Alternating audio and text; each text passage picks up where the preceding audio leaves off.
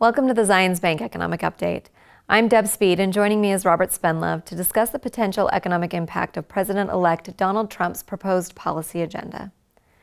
Robert, even though it's only been a week since Mr. Trump has been elected, are we seeing any early indications of how the economy might perform under his presidency? We actually are. So on election night, the stock market dropped quite significantly, over 500 points. But since then, in the week since Mr. Trump was elected, markets have actually rallied quite a bit. The Dow Jones Industrial Average is up over 6% in the last week, and other market indices are up similarly. Now, a lot of people would ask, why is this happening? Well, there's one major component that's happening right now, which is markets want certainty. Markets want predictability. And now that the presidential race is over, they know who's going to be president. They have a better indication of how the economy will move forward. And so markets have responded accordingly. However, we also are seeing indications that the economy will improve under a Trump presidency. The Wall Street Journal regularly surveys economists and asks them what their outlook is for the future of the economy. And in their survey conducted just last week, economists revised up their forecast for GDP, gross domestic product, from about 1.5% in 2016 to 2.2% in 2017 and 2.3% in 2018. They're also expecting inflation to be stronger, actually above 2%, which is a critical level for the Fed.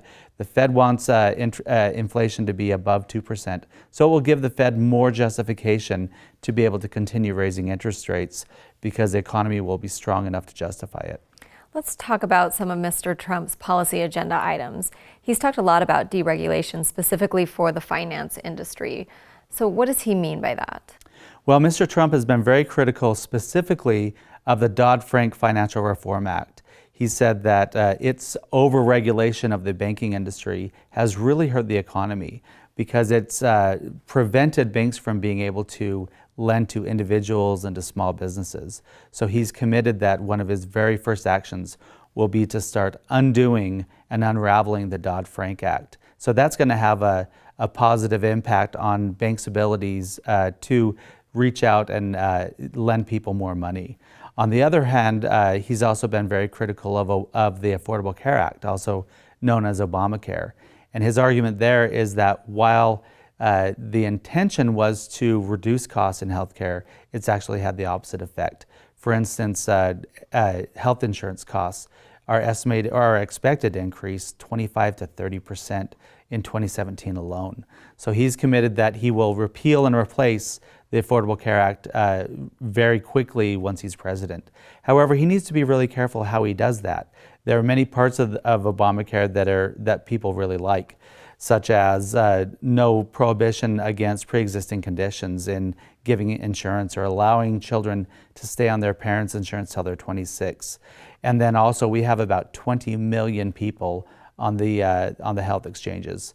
So the challenge for Mr. Trump and Republicans in Congress is going to be to find the right balance of giving people the access to health care without having the large cost increases. President-elect Trump has also talked a lot about tax reform. When he's talking about tax reform, what do you think he's going to be looking at?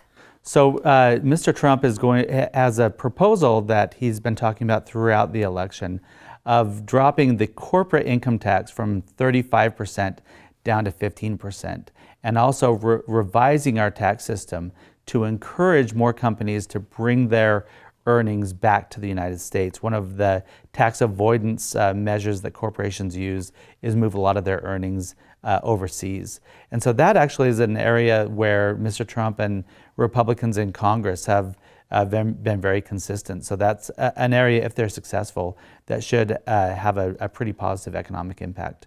He's also indicated his intention to immediately invest in infrastructure. What kind of investment is he looking at making?